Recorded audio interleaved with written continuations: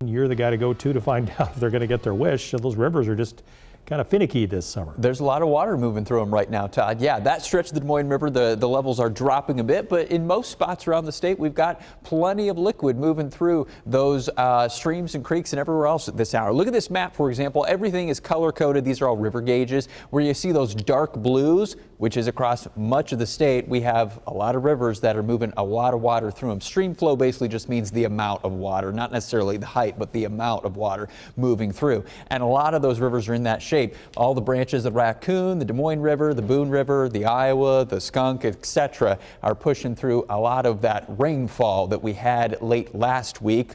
A lot of the upper level, the upper parts of those watersheds, things are going down now, but we still got a lot of rainfall to move through that whole system.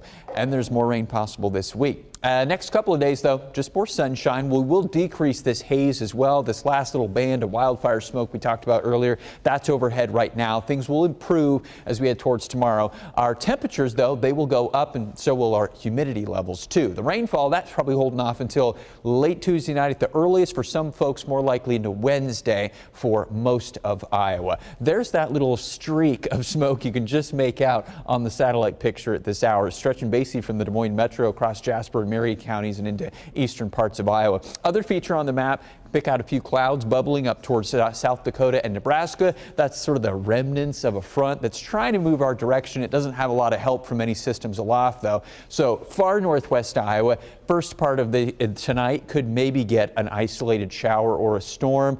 That's probably about it. Not much of this is likely to make it to us down farther here into the middle part of the state. Otherwise, clear skies tonight. Maybe a few more patches, a little bit of some fog develop into tomorrow morning, especially across southern Iowa, and then a bunch more sunshine tomorrow, but a little bit more warmth. Most of us are only around 80 degrees or so today. We're headed up closer to 90 tomorrow and a little bit more humid as well. So tack on 2, 3, 4 degrees to the heat index. Similar story as we head towards Tuesday of this week. Sunny skies during the day, but by then we've got another boundary approaching from the west and northwest. That's going to steadily work its way towards Iowa into Wednesday. The first action that comes from this is some storms that will form out in Nebraska and South Dakota late Tuesday night. And there are a lot of signs that some of these are going to make their way into Iowa before the sun comes up on Wednesday. Western Iowa, I think they're going to probably get some thunderstorms. It's a little bit more of an open question of whether those are still going by the time the sun comes up and we get to daybreak. But first half of Wednesday, some scattered storms right now, and then we're going to watch to see how long it takes this approaching front to move across the state Wednesday and into Thursday. That will make a difference on the exact timing of more storms. But still, Wednesday, Thursday, those are our main days for chances for some rainfall, some thunder and lightning as well. Otherwise, lots of 80s to around 90 degrees for our highs this week. A little bit more humid than the last couple of days as well. Right now, there's also a chance for more rain this weekend, coming weekend, too.